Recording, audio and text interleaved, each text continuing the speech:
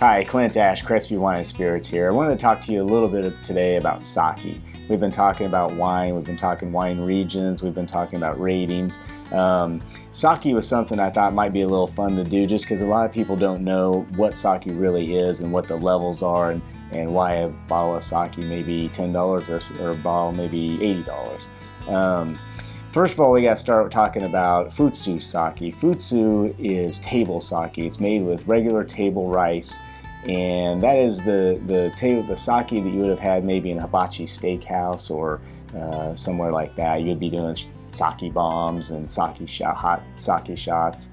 They typically warm it up. A lot of people don't know how good sake is chilled, and especially with food on the summer day or in the spring.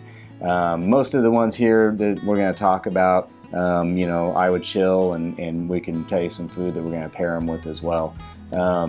Sake, the different levels, like I said, futsu or the table sake, is regular table rice. From there you go into a special type of rice, and they mill away the proteins and the lipids off the rice, and they get down to just the bare center of that rice and grab what they need. And the more they polish away from that rice, the higher the grade of sake. So you have Hanjoso or Junmai or Junmai Ginjo or Ginjo, or in the end the highest grade would be Daiginjo. And you're polished away all the way up to 50, even 65% of the rice that's being used when you're up at the Daiginjo range. A lot of the process of sake, it's really made more like akin to brewing beer than it is winemaking, and a lot of it is still done by hand. So the more premium you get, the more it's done by hand. Of course, that makes the price go up as well. One of my favorites is Wandering Poet, which we have right here. Awesome chilled sake on a summer day.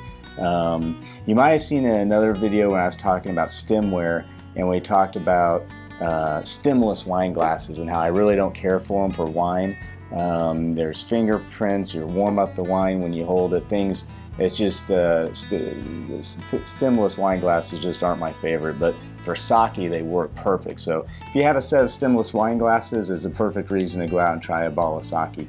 Wandering Poet is a great one to start with. It's a little more expensive, but it's a great sake. It's good with like grilled artichokes or braised beef short ribs. It can stand up to a lot, and it's a really good sake on a hot summer day.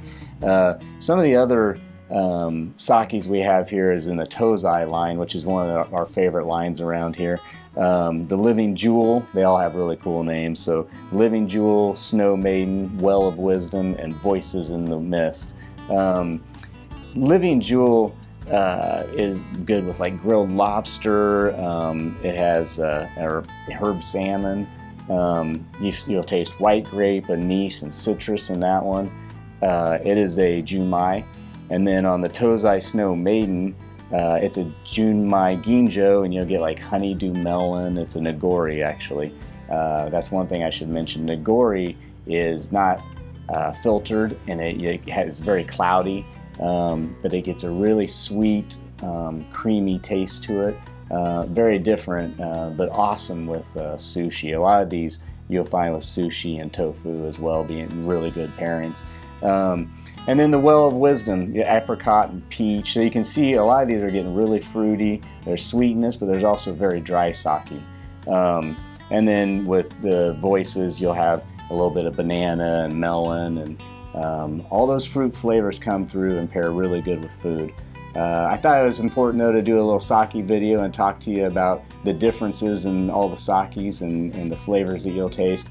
And it's kind of a fun thing to break out of our mold and not talk about wine today. But I encourage you to try some sake. Again, don't warm it up, don't do any more sake bombs. Try some chilled sake and try it with some finger food, some sushi and things this summer. I think you'll be pleased.